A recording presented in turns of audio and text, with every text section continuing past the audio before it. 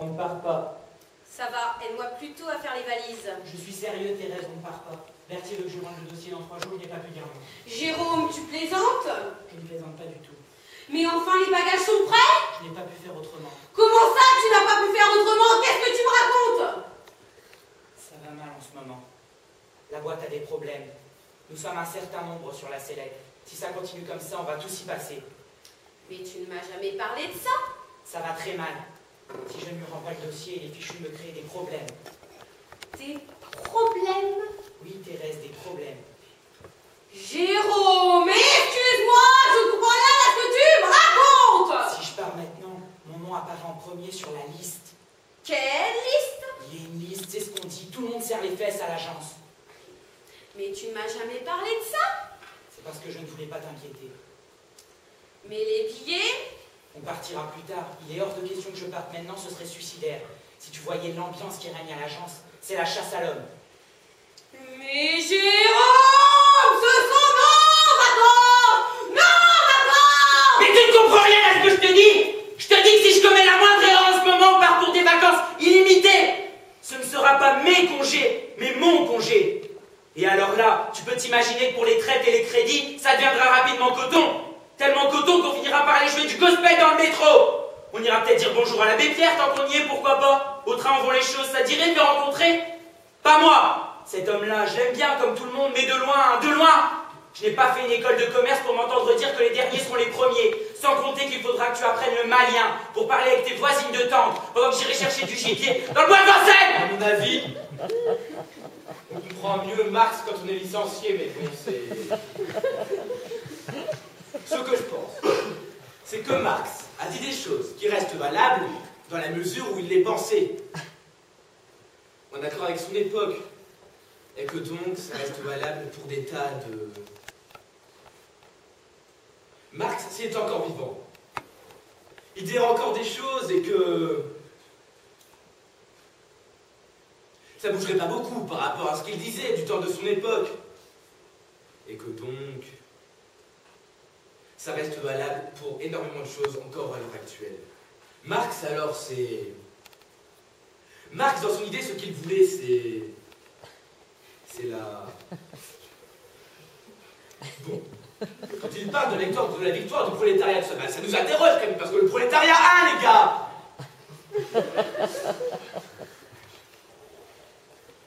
Je pose la question. Bien sûr, on peut aussi se poser aucune question. Et alors là, attention, ils rigolent. Parce qu'évidemment, ils font tout pour te faire croire que Marx est mort. Et que c'est terminé, puisqu'il est mort. Alors là, Marx est mort. Ils font courir le bruit partout. Dans les journaux, à la télévision. À la télévision, tous les jours.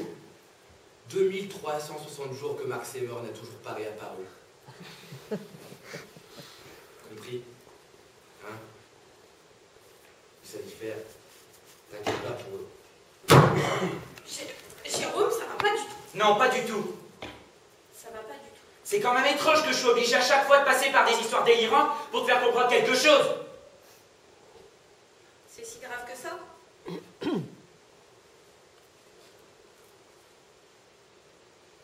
Jean-Pierre a été viré. Jean-Pierre? Mais pourquoi ne m'as-tu rien dit? Je ne voulais pas t'inquiéter. Il a été licencié le mois dernier. Jean-Pierre? Licencié? Oui, Thérèse, licencié. Mais toi, tu n'es pas menacé. Ils sont contents de toi, c'est toi-même qui me l'as dit. Berthier m'a fait comprendre qu'il valait mieux que je reste. Comment ça, il t'a fait comprendre? Il m'a parlé de restructuration, de période frugale, de nécessité de re-engineering, et qu'il aurait des choix à faire. C'est incroyable. Thérèse, je me suis vraiment écrasé comme une lobe. J'ai même été jusqu'à lui dire que ces vacances, je n'y tenais pas tant que ça. Que pour tout dire, ça me faisait du bien de ne pas partir. Qu'est-ce que tu fais? J'appelle Jean-Pierre. Ça ne sert à rien, il ne répondra pas. Il y a 3 semaines qu'il s'est enfermé, il ne veut voir personne. Ça lui a vraiment flanqué un coup. Mais tu ne m'as jamais parlé de ça. C'est parce que je ne voulais pas t'inquiéter. Jean-Pierre licencié. Ce n'était pourtant pas le dernier à lui lécher les pompes. Il s'était découvert une vocation sur ce coup-là.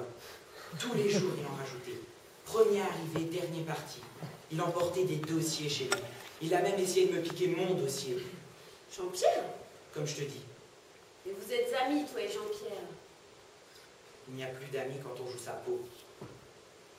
J'ai du mal à croire que Jean-Pierre ait pu faire une chose pareille. Et c'est pas tout. Il rentrait tellement tard qu'avec Sylvie, ils se sont engueulés. Je crois qu'elle est partie. C'est sûr? Je crois. C'est pas possible, et les enfants? Avec elle. Merde. C'est dingue. On devrait peut-être passer le voir. C'est pas une bonne idée. J'ai essayé, je suis passé le voir la semaine dernière. Et alors? Il s'est mis à boire. Il m'a traité de tous les noms. Je crois qu'il est en train de devenir cinglé. Et pourquoi ne m'as-tu rien dit? J'ai peur, Thérèse. Voilà, tu es contente? J'ai une trouille bleue. Jean-Pierre ne touchait pas une seule goutte d'alcool. Ces derniers temps, il picolait sec. Tu vas pas t'y mettre, toi aussi? Si tu savais ce que j'endure, tu manifesterais un peu plus de compréhension. C'est l'enfer, Thérèse, c'est vraiment l'enfer. Je ne comprends pas ce qui m'arrive. Et toi, tu fais comme lui? Qu'est-ce que tu veux dire? Tu lui ciens les pompes? Thérèse, comment tu me parles? Jérôme, tu es cadre. Et alors? Tu ne risques rien puisque tu es cadre. Et Jean-Pierre, il était quoi, standardiste? Jérôme, Thérèse, qu'est-ce qu'on va devenir? j'en sais rien. Ça dépend. Berthier. Au début, tu le trouvais gentil. Gentil tendance, il me leurre. Jérôme, tu me fais peur. Mais ma pauvre Thérèse, je suis bien obligé de m'adapter à la situation. Berthier le répète tout le temps. En période de crise, survivront ceux qui savent s'adapter à la situation. Sauf qu'en ce qui me concerne, ce n'est plus de l'adaptation, c'est de la révolution moléculaire. J'en suis arrivé à la mutation génétique. Je mute, je me transforme. La langue, Thérèse, la langue. Quand je pense qu'à la fac, j'étais d'extrême gauche, il y a quoi rire. Je suis passé maître dans l'art de lui lécher les parties génitales. Et le pire, c'est que ça ne lui déplaît pas du tout. Au contraire, il leur demande. Mon petit Jérôme, vous pouvez m'apporter un petit café? Vous pouvez me faire ceci? Vous pouvez me faire cela? Et allez donc, avec son sourire mielleux, il veut ma peau, je le sens, c'est personnel. Mais tu vas pas te laisser faire. Si tu as une idée, ne te gêne surtout pas pour me la dire. Il y a des lois pour te défendre. Ma pauvre Thérèse, on voit bien que ça fait longtemps que tu ne travailles plus. Le Front populaire, c'est fini. Mets-toi bien ça dans le crâne une bonne fois pour toutes. À 2 ans de la retraite, il est intouchable. Il a gravi tous les échelons en léchant tous les postérieurs qui se présentaient en travers de sa. Et maintenant, il se venge. C'est naturel, tu me diras, j'aurais tendance à le comprendre. L'ennui, c'est qu'il m'a dans le collimateur. Le moindre faux pas, il claque! Il me sabre. Tu ne peux pas savoir ce que j'endure. C'est l'enfer. J'aurais dû partir dans le Gers avec mon ami Gérard pour l'aider à monter sa boîte. Il a fait faillite. Sa boîte n'a pas résisté. C'est vrai. Je ne me rappelais plus. Il s'est lancé dans l'apiculture. Mais où va-t-on? Thérèse, où va-t-on? Tu peux me le dire? Mais j'en sais rien, moi. Non, bien sûr tu ne sais pas. C'est idiot de ma part de croire que tu vas te livrer à une analyse économique des 20 prochaines années simplement parce que je te le demande. Jérôme, calme-toi. Mais comment veux-tu que je sois calme? Je suis sur la prochaine charrette et tu voudrais que je sois calme? Le monde s'écroule autour de moi et tu voudrais que je sois calme? Jérôme, mon amour, mon amour. Ah, Thérèse! Là, je suis là, je suis là.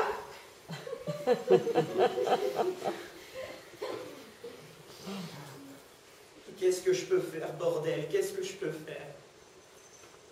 Pourquoi ne pas aller dans son bureau et avoir une explication franche avec lui? Son bureau? Son bureau, c'est l'endroit le plus dangereux que je connaisse. Quand je pénètre dans son bureau, j'ai l'impression de me retrouver dans la jungle. L'atmosphère devient subitement moite, je me mets à transpirer et j'ai comme des palpitations. Il m'attend en souriant et je sais qu'un combat va commencer. Le pire, c'est quand il me parle philosophie et qu'il m'oblige à répondre à ses divagations sur la vie et la mort. Je finis par m'embrouiller entre les rapports sur la physique quantique et le livre des morts tibétain. Lui, il m'observe avec ses silences à la Brando dans Apocalypse Now. Non, ma seule chance c'est de continuer à lui lécher les pompes, Améliorer mon coup de langue. Qu'est-ce que tu veux que je fasse? Lui coller mon poing sur la gueule et être viré sans indemnité? 2 ans. Il faut que je tienne 2 ans. Si je lèche bien tout ce qui passe à ma portée, j'ai peut-être une chance d'avoir le poste. Et alors là, Thérèse, fais-moi confiance, ça va changer. À mon tour de me faire reluire la couenne. Je l'aurais bien mérité. Qu'est-ce que t'en penses? Ça te plairait de me voir arriver, hein? Ça te plairait, ça, Thérèse?